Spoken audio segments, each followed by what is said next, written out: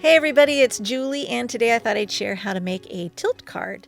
This is a card where you tip it from side to side and the little figurine will sway or rock back and forth, and it's really fun. Especially fun with these cute little girl critters from Waffle Flower Stamps. This set is a combo that comes with coordinating dies. They got a magnetic sheet there for storage, and it's called Be Her. They're so cute, and they have accessories too. Now, I watercolored all my images. I used the water media mat. I'll leave a link to that video hop video so you can check that out if you want to.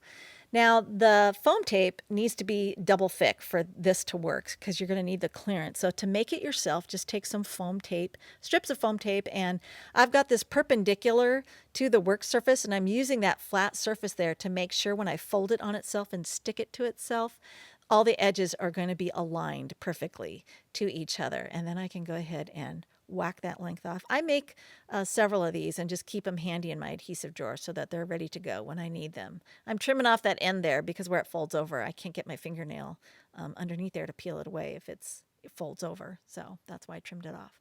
You're going to need a quarter sheet of white cardstock, a base card A2. This is all Nina Solar White. And there's my watercolored fox. And then I made a template with the same image onto some scratch paper. I'm also going to need a mini brad and a strip of cardstock. This is going to be the pendulum, and it's about 3/4 inches by roughly 4 1/4 inches long. Now, I'm using the template that I made to pierce a hole through the panel where I want my fox to go. So this way is I'm going to mark the spot, and then I need to also pierce a hole into my pendulum piece. And then I'll have that set aside and ready to go. I wanted to put a greeting on the front panel, so I just grabbed an acrylic block and a sentiment from the Warm Fuzzy set, and I was feeling strong, so I didn't even grab my Misty to do this, and I nailed it. Woo! So now that's done.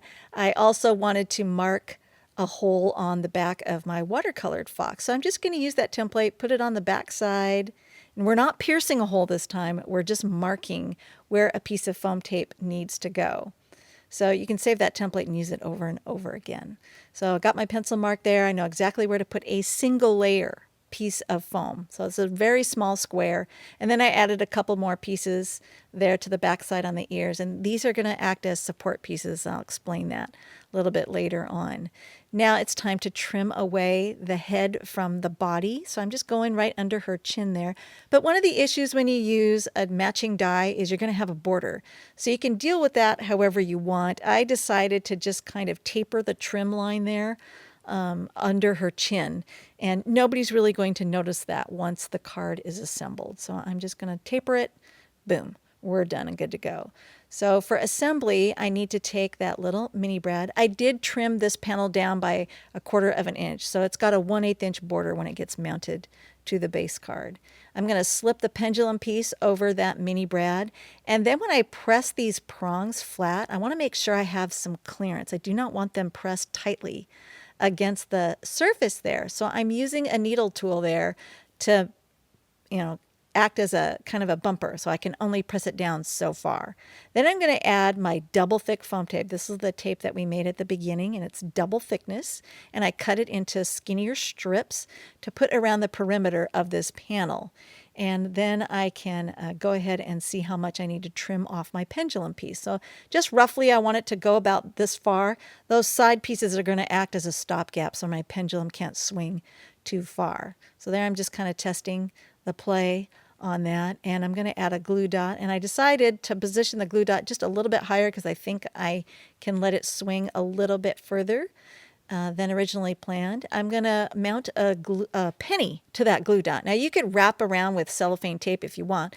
The nice thing about cellophane tape is that it's slick, so it will not impede the surface when that piece needs to swing back and forth against the back side of that panel. And I'm trimming off that excess there because I don't want it getting caught or stuck in that foam tape. So now there's no sharp corners there to get stuck in the foam tape. And I wanted you to see how my prongs on my brad are not pressed completely flat. This is going to give you the clearance you need for that thing to swing freely because it's not too tight. Now, if you have an issue where the hole is too loose and the brad does not move when you tilt, then you can add another piece of foam or a glue dot behind that prong there, just bugger it up and stick it behind there. I just used a piece of foam tape because it would have the elevation I need to keep that prong from going flat against the surface, but it also acts as an adhesive. So now when I tilt, that prong is also going to flip from side to side. I added a little bit more foam tape around, just making sure it didn't get in the way of the pendulum so that it's got a lot of support. Now I'm going to remove the foam tape from that center on the fox, but I'm going to leave the sides with the liner tape intact. And that's because it's going to give support to the fox so her head doesn't get all tilty wobbly, but it also doesn't stick to the front panel. So the head will slide back and forth freely. And you can double it up if you think you need to, but just make sure that you keep the liner paper on those side pieces for support so that they don't get stuck to the front panel. Now I'm going to put some glue tape on the body and line that up, just tucking it a little bit under the chin there, and it's good to go. Now, time to mount it to the base card. Peel away the liner tape there on those support pieces, but then on the perimeter, just peel that liner tape back partially. This will give you some handles to hang on to, and it's just much easier in case you don't get it spot on where you need it. I'm holding that penny in place temporarily to make sure it doesn't get caught in between the foam tape and the base card. Ask me how I know. Keep it out of the way. And then once I'm sure I've got that exactly where I need it, I can remove the rest of the liner tapes. And she tilts back and forth when you tilt the card back and forth. Isn't that fun?